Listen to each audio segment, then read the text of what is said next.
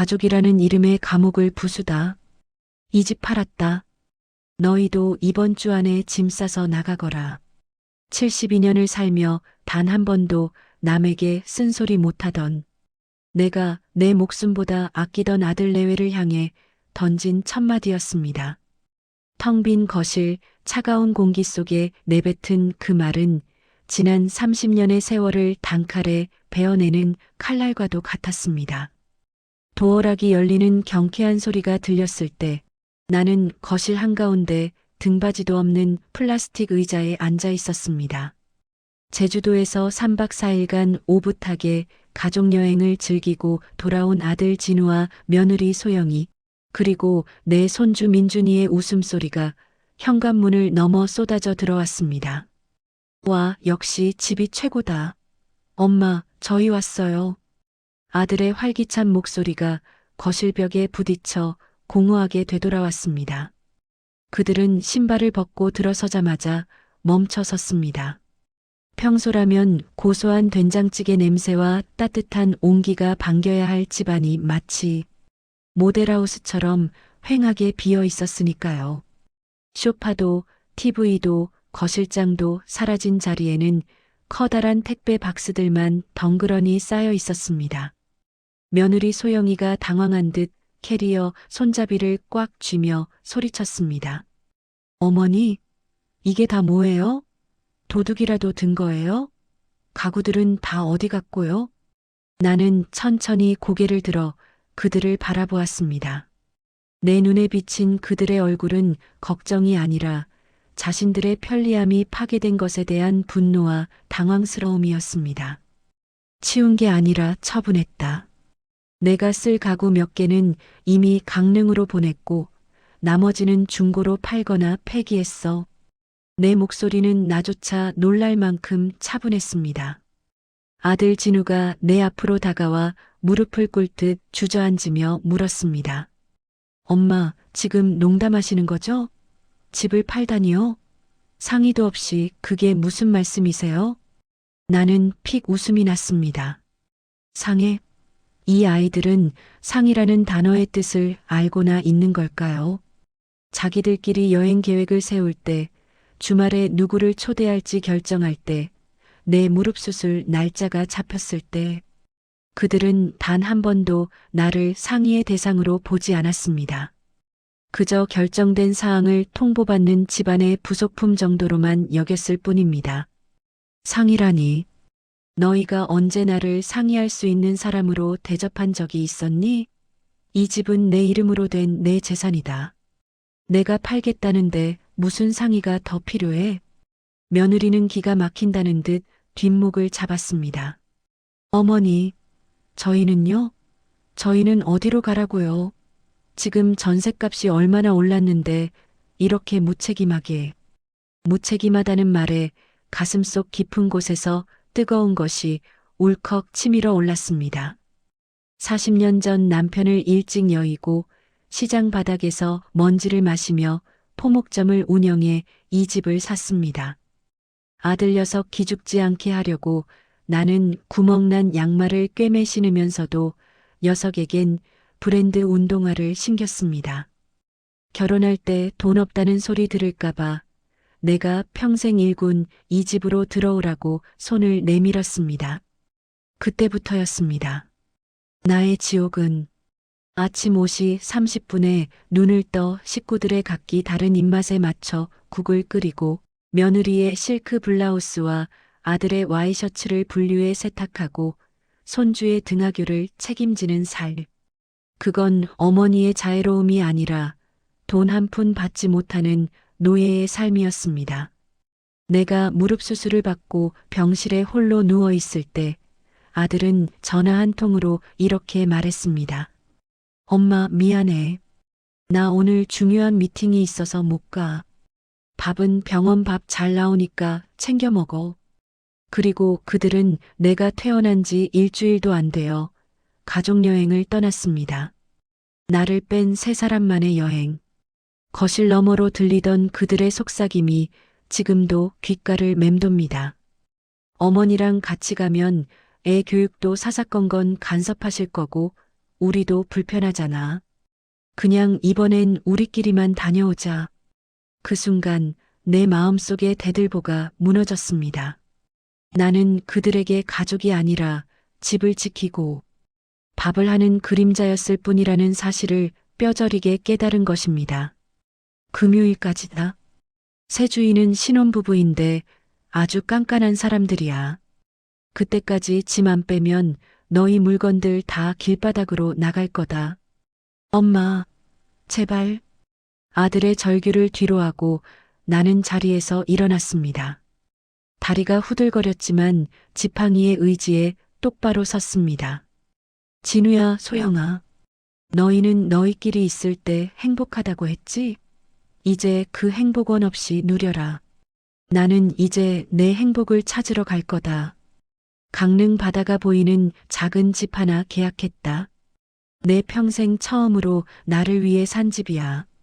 내 목소리엔 이제 일말의 미련도 남아있지 않았습니다. 며느리는 믿기지 않는다는 듯 허망한 표정을 지었고 아들은 자신의 무너진 미래를 보듯 텅 빈 거실 바닥만 쳐다봤습니다. 나는 현관문 쪽으로 걸어갔습니다.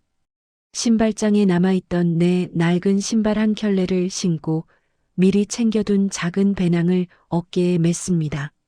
30년을 살며 쌓인 짐들이 박스 10개 남짓으로 정리되는 것을 보며 참 허망하게 살았다는 생각이 들었습니다. 문은 잘 잠그고 나가라. 부동산에 키 맡겨둘 테니까. 나는 뒤도 돌아보지 않고 현관문을 열었습니다. 뒤편에서 아들의 외침과 며느리의 울음소리가 들려왔지만 나는 멈추지 않았습니다. 쾅 마이너스. 현관문이 닫히는 육중한 소리가 복도에 울려 퍼졌습니다. 그것은 내 인생의 일막이 끝났음을 알리는 종소리이자 온전한 한정숙으로 다시 태어나는 축포였습니다. 계단을 내려오는 내 발걸음은 그 어느 때보다 가벼웠습니다. 이제 바다가 나를 기다리고 있습니다. 사람들은 말합니다. 자식 집에 얹혀 살며 손주 재롱 보는 게 노년의 가장 큰 복이라고요. 저도 한때는 그런 줄만 알았습니다. 하지만 그 복이라는 것의 실체는 새벽 5시 알람 소리와 함께 시작되는 끝도 없는 노동이었습니다. 남들은 단잠에 빠져 있을 새벽 5시 30분. 차가운 주방 바닥에 발을 딛는 것으로 나의 하루는 시작됩니다. 제일 먼저 하는 일은 식구들의 입맛에 맞춘 아침 식사를 준비하는 것입니다. 고혈압이 있는 아들은 저염식 국이 있어야 하고 다이어트 중인 며느리는 신선한 샐러드와 착즙 주스를 원합니다. 손자 민준이는 입이 짧아 매일 다른 밑반찬을 해줘야 젓가락을 들었죠. 주방 가스레인지 불빛 아래서 국을 끓이고 고기를 볶다 보면 이 집에서 나는 어머니가 아니라 이름 없는 주방장이 된 기분이 듭니다. 아침 식사가 끝나기가 무섭게 전쟁 같은 출근과 등교 시간이 지나갑니다.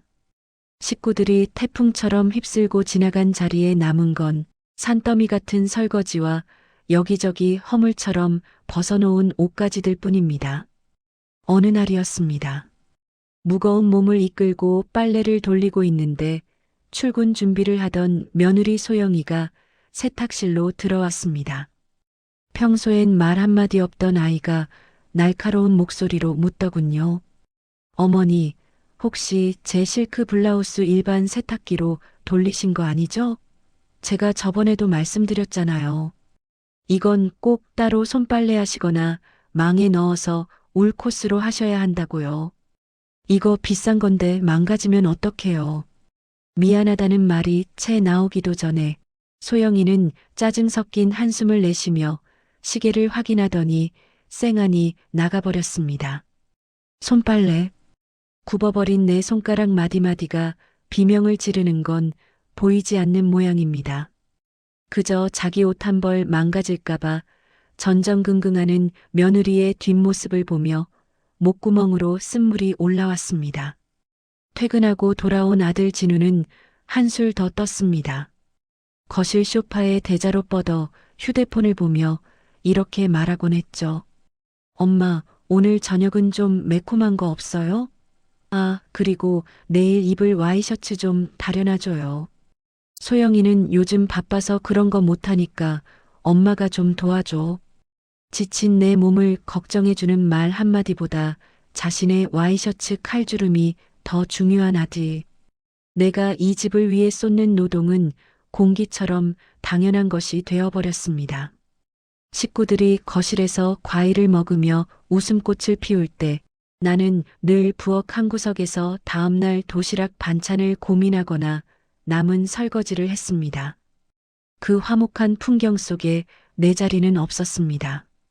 한 번은 이런 일도 있었습니다.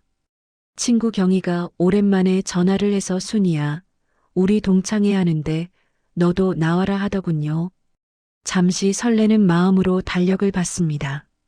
하지만 그날은 손자 민준이의 학원 보충 수업이 있는 날이었고 며느리는 야근이라며 저녁을 챙겨달라고 미리 문자를 보낸 상태였습니다. 결국 내가 집을 비우면 안 돼서 다음에 가겠다며 전화를 끊었습니다.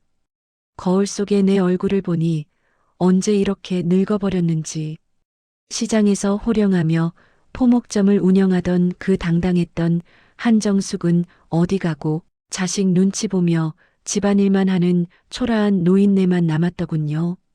내가 이 집에서 받는 대접은 고용된 가정부보다 못했습니다. 가정부는 월급이라도 받고 쉬는 날이라도 있죠. 나는 24시간 대기조에 용돈 한 푼도 어머니, 저희 이번 달 생활비가 빠듯해서요라는 말 한마디에 포기해야 했습니다. 내가 사준 이 집에서 내가 만든 밥을 먹으며 내 노동을 빨아먹고 사는 사람들. 그들은 나를 가족이라 부르면서도 정작 가족의 울타리 안에는 나를 넣어주지 않았습니다. 무릎이 쑤셔오고 허리가 펴지지 않던 그 고통보다 더 아팠던 건 이 거대한 집안에서 내가 철저히 혼자라는 그 지독한 외로움이었습니다. 그리고 그 외로움은 조금씩 아주 차갑고 단단한 결심으로 변해가고 있었습니다. 참고 또 참으면 언젠가는 진심을 알아줄 거라 믿었습니다. 하지만 무리하게 집안일을 버텨온 대가는 가혹했습니다. 결국 닳아버린 무릎 연골이 비명을 질렀고 더 이상 지팡이 없이는 단 한 걸음도 뗄 수 없는 지경에 이르렀습니다. 의사는 당장 수술하지 않으면 평생 걷지 못할 수도 있다고 경고했죠. 수술 날짜를 잡고 집에 돌아와 아들 내외에게 소식을 전했습니다. 돌아온 대답은 제 건강에 대한 걱정이 아니었습니다. 엄마, 그럼 그동안 민준이 밥은요? 저 이번 주에 정말 중요한 프로젝트 있는데 꼭 지금 하셔야 해요? 아들의 입에서 나온 그 말에 가슴이 털컥 내려앉았습니다. 며느리는 옆에서 스케줄표를 뒤적이며 한숨을 내쉬더군요. 그들에게 나는 아픈 어머니가 아니라 돌아가지 않는 고장난 기계였던 모양입니다. 결국 수술 당일 나는 혼자 택시를 타고 병원으로 향했습니다. 수술복으로 갈아입고 차가운 수술대 위로 옮겨질 때까지 내 휴대폰은 단 한 번도 울리지 않았습니다. 수술실 앞에서 간호사가 보호자분 어디 계세요? 라고 물었을 때 나는 마스크 너머로 겨우 대답했습니다.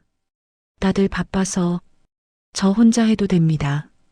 마취에서 깨어났을 때 가장 먼저 느낀 건 무릎의 통증보다 지독한 정막이었습니다. 6인실 병동, 내 침대를 제외한 모든 곳에는 보호자들이 북적였습니다. 옆 침대 할머니는 아들이 직접 깎아주는 사과를 먹으며 야야, 바쁜데 뭐하러 왔노라며 행복한 투정을 부렸고 앞 침대 아주머니는 며느리가 가져온 따뜻한 죽을 먹으며 웃음꽃을 피웠습니다. 나는 물 한 모금 마시고 싶어도 몸을 일으킬 수 없어 천장만 바라보며 마른 침을 삼켰습니다. 타오르는 갈증보다 나를 더 괴롭힌 건 복도에서 들려오는 다른 가족들의 웃음소리였습니다. 그 소리가 마치 당신은 버려졌어라고 속삭이는 환청처럼 들려왔습니다. 수술 다음 날 저녁 아들에게서 겨우 전화가 왔습니다. 엄마, 수술 잘 됐어요? 아, 다행이네. 내가 가보려고 했는데 민준이가 학원 가기 싫다고 떼를 써서. 소영이도 오늘 회식이라네. 내일은 꼭 가볼게요. 내일 또 내일. 그 내일은 수술 후 일주일이 지나 퇴원할 때까지 끝내 오지 않았습니다. 병원 밥을 혼자 씹어 삼키며 나는 내가 평생을 바쳐 키운 아들이라는 존재가 얼마나 남보다 못한지를 뼈저리게 공부했습니다. 절뚝거리는 몸으로 겨우 퇴원해 집에 돌아온 날 거실엔 배달 음식 쓰레기가 가득했습니다. 며느리는 나를 보자마자 반가워하기는커녕 싱크대에 쌓인 설거지 더미를 가리키며 말했습니다. 어머니 오셨어요? 아유, 어머니 안 계시니까 집안 꼴이 말이 아니에요. 무릎은 좀 괜찮으세요? 내일부터는 살살 움직이셔도 되죠? 겨우 실밥도 안 풀린 무릎을 끌고 돌아온 시어머니에게 며느리는 내일의 집안일을 묻고 있었습니다. 그때 깨달았습니다. 이 집에는 나를 사랑하는 사람이 단 한 명도 없다는 것을요. 나는 그저 이들의 편안한 삶을 유지해주는 무료 서비스에 불과했다는 사실을 말입니다. 그날 밤 나는 잠든 식구들의 숨소리를 들으며 어두운 방 안에 홀로 앉아 있었습니다. 무릎이 욱신거릴 때마다 마음속에 차가운 불꽃이 일었습니다. 그래, 너희에게 나는 가족이 아니었지. 그렇다면 나도 이제 너희의 가족이 되지 않겠다. 내가 평생 일궈온 이 집, 내 손때가 묻은 가구들, 그리고 내 모든 정성을 쏟았던 아들까지. 나는 이 모든 것을 내 인생에서 도려내기로 했습니다. 그것이 내가 나를 지킬 수 있는 유일한 방법이었으니까요. 폭풍전야 같은 고요함 속에 나는 인생 처음으로 나만의 계획을 세우기 시작했습니다. 나를 지운 그들만의 축제. 몸의 상처는 시간이 흐르면 아물기 마련이지만 마음의 상처는 덧나고 골마 결국 흉터가 됩니다. 수술 후유증으로 지팡이 없이는 거실조차 걷기 힘들던 어느 날 저녁이었습니다. 식탁에 마주 앉은 아들 진우가 들뜬 목소리로 믿기지 않는 제안을 해왔습니다. 엄마, 저희 이번 휴가 때 제주도 가기로 했어요. 비행기표랑 숙소 예약 다 끝냈거든요. 제주도라는 말에 나는 잠시 설레었습니다. 수술하느라 고생한 엄마를 위해 바람이라도 쐬어주려는 걸까? 내심 기대를 하며 물었습니다. 그래, 내 무릎 때문에 너희가 고생이 많구나. 나도 오랜만에 바다 구경 좀 하겠네. 하지만 내 말이 끝나기도 전에 며느리 소영이가 냉정하게 말을 가로챘습니다. 어머니, 이번엔 저희 셋이서만 다녀올게요. 어머니 무릎도 아직 다 안 나으셨는데 비행기 타고 이동하고 걷는 거 무리시잖아요. 집에서 민준이 걱정 말고 편하게 푹 쉬세요. 그게 어머니 도와드리는 것 같아서요. 도와준다는 말. 그 위선적인 단어가 가슴에 비수처럼 꽂혔습니다. 아들 녀석은 며느리의 눈치를 보며 그저 고개를 끄덕일 뿐이었습니다. 그날 밤 물을 마시러 거실로 나가려다 닫힌 방문 너머로 새어나오는 그들의 대화를 듣게 되었습니다. 그것은 내 인생을 송두리째 바꾼 마지막 비수였습니다. 여보, 이번에 어머니 안 모시고 가는 거 정말 잘한 것 같아. 솔직히 어머니랑 같이 가면 음식점 고르는 것부터 숙소까지 다 어른 위주로 맞춰야 하잖아. 우리끼리 가야 민준이도 신나게 놀고 우리도 자유롭지. 며느리의 들뜬 목소리에 아들이 맞장구를 쳤습니다. 맞아. 엄마 계시면 왠지 눈치 보여서 맥주 한 잔 편하게 못 마시니까. 그리고 엄마도 이제 연세가 있으셔서 그런지 자꾸 사사건건 간섭하시잖아. 이번 기회에 우리 셋이 진짜 가족여행 좀 즐기다 오자. 진짜 가족. 그 세 글자가 내 심장을 도려내는 것 같았습니다. 30년 넘게 아침밥을 차리고 손주를 업어 키우고 아픈 무릎을 끌며 그들의 빨래를 해온 나는 그들에게 한 번도 진짜 가족이었던 적이 없었습니다. 나는 그저 그들의 자유를 방해하는 짐차였고 집이나 지키는 충실한 관리인이었을 뿐입니다. 방으로 돌아와 어둠 속에 앉아 한참을 울었습니다. 내가 무엇을 위해 그토록 치열하게 살았나, 내가 사랑했던 아들이 정말 저 녀석이 맞나 싶어 온몸이 떨렸습니다. 하지만 눈물이 마른 자리엔 차가운 이성이 돋아나기 시작했습니다. 그래, 너희끼리 진짜 가족여행을 떠나거라. 그 여행이 끝나는 날 너희가 돌아올 곳은 없을 테니.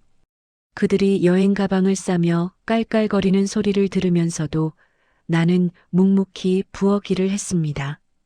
겉으로는 평소와 다름없는 할머니의 모습이었지만 내 머릿속은 그 어느 때보다 빠르게 움직이고 있었습니다. 아들 녀석이 결혼할 때 내 전 재산을 털어 마련한 이 집, 언젠가 아들에게 물려주려 내 이름으로 꽉 쥐고 있던 이 아파트가 이제 내 마지막 무기가 될 것입니다. 엄마, 저희 다녀올게요. 냉장고에 반찬 해두신 거 잘 챙겨 드시고요. 현관문을 나서는 그들의 뒷모습은 세상에서 가장 행복해 보였습니다. 나를 뒤에 남겨두고 떠나는 것에 대해 일말의 죄책감도 보이지 않는 완벽한 타인들. 그들이 엘리베이터를 타고 내려가는 소리를 확인한 순간 나는 전화기를 들었습니다. 여보세요? 부동산이죠? 예, 여기 은하 아파트 102동인데요. 집 급매로 내놓으려고 합니다. 예, 오늘 당장 보러 오셔도 됩니다. 전화를 끊고 창밖을 보았습니다. 구름 한 점 없는 하늘이 참 야속하게도 푸르더군요. 이제 내 인생에 더 이상의 양보는 없습니다. 너희가 나를 지웠으니 나도 너희를 내 인생에서 깨끗이 지워주마. 잔인한 가족여행의 시작은 나의 위대한 독립의 서막이었습니다. 현관문이 닫히고 정적이 찾아온 집안. 방금 전까지 여행의 설렘으로 가득했던 공기는 차갑게 식어버렸습니다. 나는 지팡이를 짚고 거실 한가운데 섰습니다. 30년 세월, 내 손때가 묻지 않은 곳이 없는 이 집이 오늘따라 낯선 타인의 공간처럼 느껴졌습니다. 부동산 중개인은 1시간도 안 되어 찾아왔습니다. 급매로 나온 데다 재건축 호재까지 있는 이 아파트를 보고 중개인의 눈이 휘둥그레졌습니다. 할머니, 정말 이 가격에 바로 파시겠다고요? 아드님하고 상의는 되신 거죠? 나는 떨리는 손을 감추며 당당하게 서류를 내밀었습니다. 내 명의로 된 내 집입니다. 자식 허락받을 이유 없으니 오늘 바로 계약할 사람으로 연결해 주세요. 세상은 참 빠르더군요. 가족을 위해 헌신한 30년은 찰나처럼 지나갔는데 집을 파는 데는 단 사흘도 걸리지 않았습니다. 내 집이 예쁘다며 당장 들어오고 싶어하는 신혼부부에게 잔금 날짜까지 확답을 받았습니다. 통장에 찍힌 거액의 숫자들을 보며 나는 눈물을 흘리는 대신 짐을 싸기 시작했습니다. 내가 쓸 낡은 서랍장 하나와 옷가지 몇 벌을 빼고 나니 이 거대한 집에서 정작 내 것이라곤 박스 몇 개 분량뿐이었습니다. 아들의 고가 스피커, 며느리의 화려한 옷장, 손자의 산더미 같은 장난감들. 그것들을 바라보며 나는 생각했습니다. 내가 이 사람들의 욕심을 채워주기 위해 내 뼈를 깎아 성벽을 쌓아 올렸구나. 나는 이삿짐 센터를 불러 내 짐을 먼저 보냈습니다. 그리고 남은 그들의 짐은 거실 한복판에 무심하게 쌓아두었습니다. 텅 빈 거실에 앉아 그들이 돌아오기만을 기다렸습니다. 드디어 사흘 뒤 도어락 소리가 들려왔습니다. 엄마, 저희 왔어요. 제주도 초콜릿 사왔는데. 현관문을 열고 들어오던 아들 진우의 목소리가 뚝 끊겼습니다. 텅 빈 거실 가구 하나 없이 박스만 가득한 풍경에 식구들은 얼어붙었습니다. 엄마, 이게 다 뭐예요? 도둑 맞은 거예요? 가구들은 다 어디 갔어요? 나는 의자에 앉아 차분하게 대답했습니다. 팔았다. 이 집도 가구들도. 그리고 너희 짐은 저 박스 안에 다 넣어뒀으니 이번 주 금요일까지 다 들고 나가거라. 며느리 소영이가 비명을 지르듯 외쳤습니다. 어머니, 지금 제정신이세요? 저희랑 상의도 없이 집을 팔다니요. 저희더러 길바닥에 나앉으라는 거예요?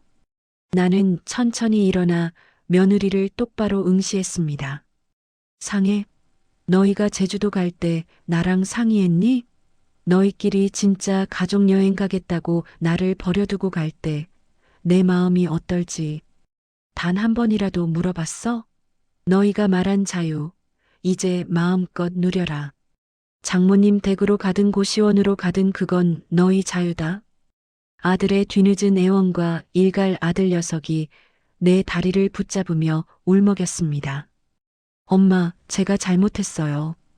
엄마 없으면 우리 민준이 어떡해요? 저 당장 이사갈 돈도 없단 말이에요. 나는 아들의 손을 차갑게 뿌리쳤습니다. 진우야, 너는 40이 다 된 어른이다. 내 무릎이 다 닳도록 너희 뒷바라지 해준 걸로 내 소임은 끝났어. 너희가 나를 가족이 아닌 가정부로 대접했으니 나도 너희를 자식이 아닌 세입자로 대우하는 것뿐이다. 이 집 주인 이제 내가 아니야. 금요일 넘기면 새 주인이 강제로 짐 뺄 거다. 카타르시스와 마무리 당황과 공포로 뒤섞인 그들의 얼굴을 보며 나는 생전 처음으로 가슴이 뻥 뚫리는 기분을 느꼈습니다. 며느리는 이기적이라며 나를 비난했지만 나는 웃음이 나왔습니다. 그래, 나 이제 이기적으로 살 거다. 70년 넘게 남을 위해 살았으니 남은 10년은 나 박순이로 살 거야. 너희가 말한 진짜 가족에서 나는 빼줘서 고맙구나. 덕분에 나도 내 인생 찾기로 했으니까. 나는 미리 준비한 가방을 메고 현관으로 향했습니다. 아들과 며느리의 절규가 등 뒤에서 파도처럼 밀려왔지만 나는 단 한 번도 뒤돌아보지 않았습니다.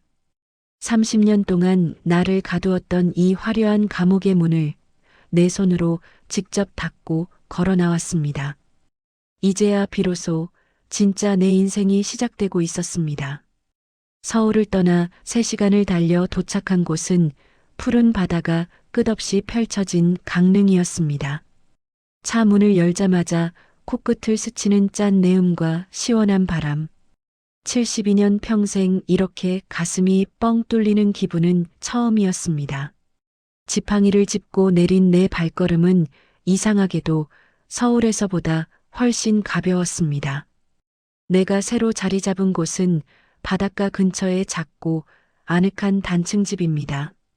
화려한 아파트는 아니지만 창문을 열면 파도 소리가 자장가처럼 들려오고 마당엔 내가 좋아하는 채소를 심을 수 있는 작은 텃밭도 있습니다. 이사 온 첫날 밤 나는 낯선 천장을 바라보며 누웠습니다. 내일 아침엔 몇 시에 일어나 누구의 국을 끓여야 하나 고민하지 않아도 되는 밤. 며느리의 눈치를 보며 세탁기 소리를 죽이지 않아도 되는 밤. 그 고요함이 너무나 달콤해 나는 아이처럼 단잠에 빠져들었습니다. 강릉에서의 아침은 이제 온전히 나만을 위해 존재합니다. 새벽같이 일어나 식구들 뒷바라지를 하는 대신 나는 천천히 일어나 따뜻한 차 한 잔을 마시며 바다를 구경합니다.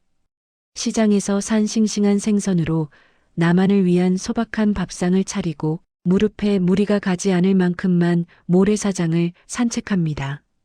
산책길에 만난 이웃 할머니들은 나를 민준이 할머니가 아닌 강릉댁 혹은 정숙 씨라고 부릅니다. 누군가의 부속품이 아니라 온전한 나 자신으로 불리는 그 생소한 기쁨에 자꾸만 웃음이 납니다. 얼마 전 아들 진우에게서 연락이 왔습니다. 좁은 전셋집을 전전하며 며느리와 매일같이 싸우고 있다는 하소연이었습니다. 엄마, 거기 생활은 좀 어떠세요? 소영이가 매일 울면서 엄마 찾아요. 어머니 안 계시니까 집안이 엉망이라고. 저희가 정말 잘못했으니까 조만간 민준이 데리고 갈게요. 거기 방 하나 남죠? 아들의 목소리엔 여전히 나에 대한 걱정보다 자신들의 불편함이 가득했습니다. 나는 예전처럼 마음이 약해지지 않았습니다. 진우야, 방은 없다. 내 서재랑 취미 방으로 다 꾸며놨거든. 그리고 여기는 내 쉼터지. 너희의 도피처가 아니야. 가끔 안부 전화나 하고 너희끼리 진짜 가족답게 잘 살아봐라. 그게 나한테 해줄 수 있는 최고의 효도다. 전화를 끊고 나니 미안함보다는 후련함이 앞섰습니다. 자식은 가슴에 묻는 것이 아니라 제 갈 길 가게 놓아주는 것이 진정한 사랑임을 이제야 깨달았습니다. 해질녘 바닷가에 앉아 붉게 물드는 노을을 바라봅니다. 사람들은 인생의 황혼기가 쓸쓸하다고 말하지만 나에게 지금 이 순간은 생의 가장 찬란한 전성기입니다. 누군가의 아내로, 어머니로, 할머니로 살았던 시간도 소중했지만 이제야 비로소 만난 한정숙이라는 이름이 나는 참 마음에 듭니다. 72세, 누군가는 늦었다고 할지 모르지만 나에게는 새로운 인생을 시작하기에 더없이 완벽한 나이입니다. 인생은 남을 위해 희생하기엔 너무나 짧고 나를 위해 살기엔 참으로 아름다운 여행입니다. 나는 이제 그 여행을 마음껏 즐겨보려 합니다. 오늘도 바다는 변함없이 푸르고 나의 하루는 그 어느 때보다 빛이 납니다.